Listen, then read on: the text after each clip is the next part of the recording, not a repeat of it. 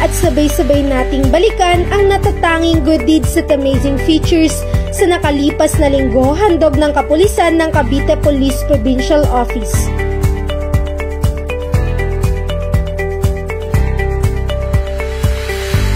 Ito ay ika-13 ng Nobyembre, nerespondihan ng mga tauhan ng Tagaytay Component City Police Station ang isang motoristang na-aksidente sa kahabaan ng Aguinaldo Highway, Barangay Sambong, Tagaytay City.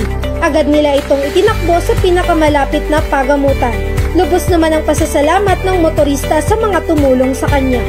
Samantala, sa kabutiang loob naman ng mga personal ng General Trias Component City Police Station, isinauli ni Police Staff Sergeant Calvin Adams Pinazo, patrol member ang mga cellphone sa dalawang nagmamay-ari.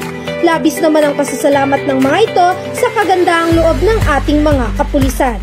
Maliban pa dyan, ang mga tauhan naman ng Kawit Municipal Police Station ay nagbigay ng tulong sa isang motoristang nagkaroon ng problema sa kanyang sasakyan. Bukod pa dyan, paunang lunas naman ang binigay ng kapulisan ng Kawit Municipal Police Station sa isang motoristang na-aksidente. At nasaksihan nga natin ang kagandahang loob ng mababait nating kapulisan ng Cavite sa pamumuno ng masigasig nitong Acting Provincial Director, Police Colonel Dwight E. Alegre.